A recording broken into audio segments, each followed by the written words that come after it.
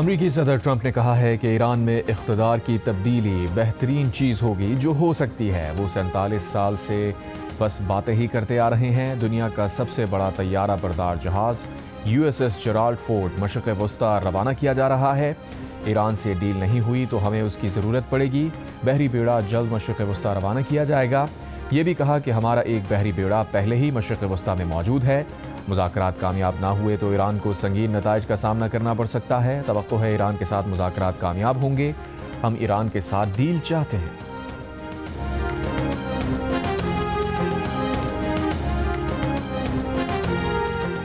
مالی سال 2024-25 کے دوران ریاستی ملکیتی اداروں نے سرکاری خزانے کو مجموعی طور پر 833 ارب روپے کا نقصان پہنچایا۔ وزارت خزانہ نے نقصان میں چلنے والے حکومتی ملکیتی اداروں کی فہرست جاری کر دی۔ سب سے زیادہ نقصان نیشنل ہائی وے اتھارٹی نے 295 ارب روپے کا پہنچایا۔ دوسرے نمبر پر بجلی تقسیم کمپنیز رہیں جنہوں نے مجموعی طور پر 247 ارب روپے سے زیادہ کا نقصان پہنچایا۔ ان میں کوئٹہ الیکٹرک سپلائی کمپنی نے سب سے زیادہ 112 ارب 70 کروڑ روپے کا نقصان پہنچایا۔ پاکستان اسٹیل ملز نے 26 ارب اور پاکستان پوسٹ نے 19 ارب 30 کروڑ روپے کا نقصان پہنچایا۔ Oil and gas development company کو 170 ارب روپے کا منافع ہوا۔ پاکستان پیٹرولیم لمیٹڈ نے 90 ارب روپے کا منافع کمایا۔ واپڈا کو 56 ارب 70 کروڑ روپے کا منافع ہوا۔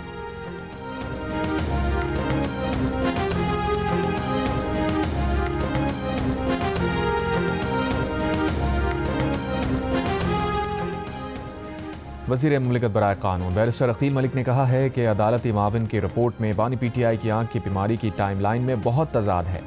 سپریم کورٹ کے تحریری حکم کے بغیر نہ میڈیکل بورڈ تشکیل دے سکتے ہیں اور نہ ہی نجی اسپتالوں کے ڈاکٹرز یا ذاتی معالجین کو چیک اپ کے لیے بھیج سکتے ہیں۔ حکومت صرف سرکاری اسپتال کے ڈاکٹرز پر مشتمل بورڈ بنا سکتی ہے اور اس بورڈ پر بھی PTI نے سیاست کرنی ہے۔ پروگرام نیا پاکستان میں گفتگو۔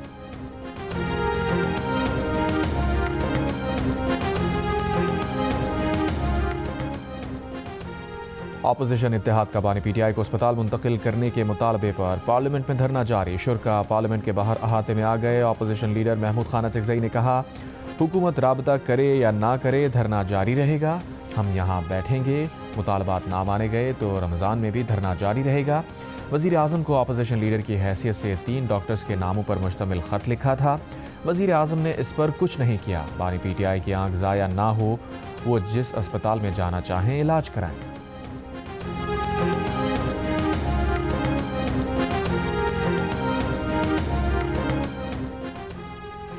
چیئرمین PCB محسن نقوی کے سری لنکا جانے کا امکان۔ ذرائع کے مطابق بنگلہ دیش کرکٹ بورڈ کے صدر امین الاسلام اور ایشین کرکٹ کونسل کے دیگر ممبران بھی کولمبو پہنچیں گے۔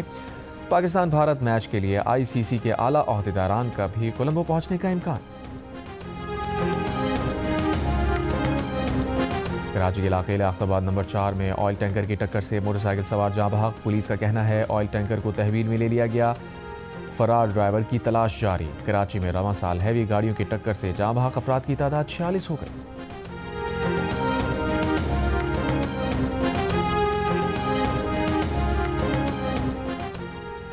لاہور کے علاقے اقبال ٹاؤن میں شہری نے خود کو آگ لگا لی۔ پولیس کے مطابق شہری کئی ماہ سے کرایہ نہیں دے رہا تھا۔ مالک سے مزید مہلت مانگی تھی۔ مہلت نہ دیے جانے پر شہری نے خود پر پیٹرول چھڑک کر آگ لگا لی۔ کراچی کے علاقے ملیر سٹی گھانچی مارکیٹ میں چوروں نے سونار کی دکان کا صفایا کر دیا۔ ملزمان دکان کے تالے کاٹ کر سونار کی تجوری لے گئے۔ تجوری میں 850 گرام سونا اور 15 لاکھ روپے تھے۔ مقدمہ درج۔ مارکیٹ چوکیدار کو حراست میں لے لیا۔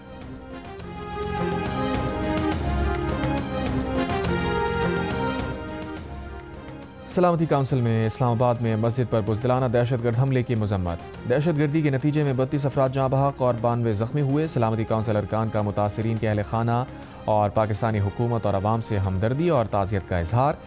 دہشت گرد کارروائیوں کے مرتکب افراد، منصوبہ سازوں، مالی معاونین اور سرپرستوں کو جواب دہ ٹھہرانے کا مطالبہ۔ تمام ریاستوں کو حکومت پاکستان کے ساتھ تعاون کی ہدایت۔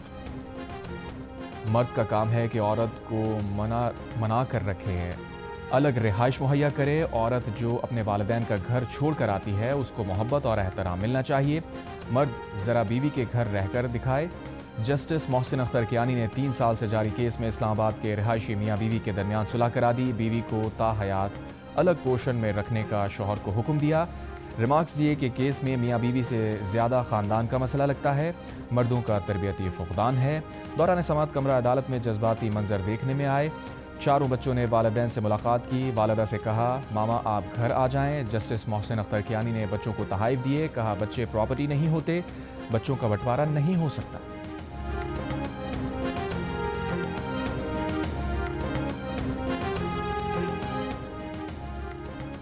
وزیر اعلیٰ سندھ مراد علی شاہ کا کہنا ہے کہ سندھ موسمیاتی تبدیلی کے اثرات سے شدید متاثر ہوا ہے۔ سیلاب اور بے گھر ہونے کے مسائل سے نمٹنے کے لیے عملی اقدامات جاری ہیں۔ کمزور اور محروم طبقات کے لیے بہتر معیار زندگی اولین ترجیح ہے۔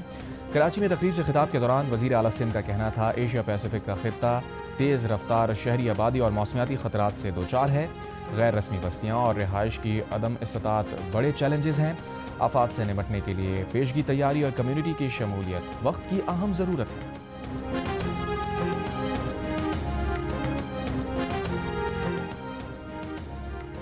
سینئر وزیر سندھ شرجیل انعام ایمن کا کہنا ہے کہ سانحہ گل پلازا میں انتظامیہ کا بھی قصور تھا۔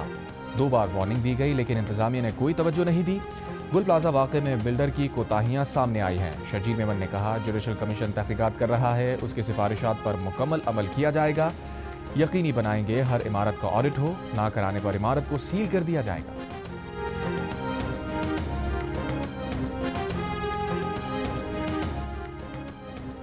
D G I S P R lieutenant general Ahmed Sharif Chaudhry کا لاہور میں university of engineering and technology کا دورہ، طلباء اور اساتذہ کے ساتھ خصوصی نشست میں قومی سلامتی اور دہشت گردی کے چیلنجز پر گفتگو۔ ترجمان پاک فوج نے کہا دہشت گردی کو جڑ سے اکھاڑنے کے لیے نیشنل ایکشن پلان پر عمل یقینی بنانا ہوگا۔ D G I S P R نے سوشل میڈیا کے محاذ پر نوجوانوں کے مثبت کردار کو سراہا۔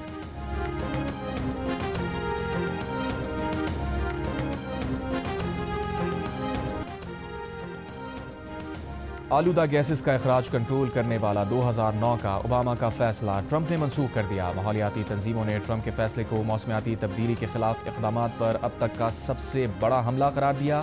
وائٹ ہاؤس نے کہا ٹرمپ کے فیصلے سے گاڑیاں سستی ہوں گی، آٹو انڈسٹری کے لیے فی گاڑی پر تقریباً $2400 تک کم لاگت ہو جائے گی۔ ماحولیاتی ماہرین کے مطابق نئے فیصلے سے موسمیاتی تبدیلیوں کے مضر اثرات کا سامنا کرنے والے پاکستان جیسے ممالک سب سے زیادہ متاثر ہوں گے۔ ماحولیاتی تنظیموں نے ٹرمپ کے فیصلے کے خلاف عدالتوں سے رجوع کرنے کا اعلان کر دیا۔ 2009 کے فیصلے میں گرین ہاؤس گیسز کو عوامی صحت کے لیے خطرہ قرار دیا گیا تھا۔ وہ فیصلہ امریکہ میں گرین ہاؤس گیسز کا اخراج کم کرنے کے وفاقی قوانین کی بنیاد بنا تھا۔ فلسطین ایکشن گروپ پر برطانوی حکومت کی پابندی غیر قانونی قرار۔ برطانوی ہائی کورٹ نے اپنے فیصلے میں کہا ہے کہ برطانوی حکومت کی جانب سے احتجاجی تحریک فلسطین ایکشن گروپ کو دہشت گرد تنظیم کے طور پر کالعدم قرار دینے کا فیصلہ غیر قانونی تھا۔ فیصلے کے بعد عدالت کے باہر فلسطین ایکشن کے حامیوں کا جشن، فلسطین ایکشن اور فلسطین کے حق میں نعرے بازی کی۔ برطانوی حکومت کا عدالتی فیصلے کے خلاف اپیل دائر کرنے کا فیصلہ۔ اور دوسرے T20 میچ میں جنوبی افریقہ ویمن نے پاکستان ویمن کو 6 وکٹ سے ہرا دیا۔ بارش کے باعث میچ 14 اوورز تک محدود کر دیا گیا تھا۔ پاکستان ویمن نے پہلے کھیلتے ہوئے 9 وکٹ پر 100 رنز بنائے۔ جنوبی افریقہ نے ہدف 4 گیندوں پہلے حاصل کر لیا۔ جنوبی افریقہ کو 3 میچز کی سیریز میں 2-0 کی فیصلہ کن برتری حاصل۔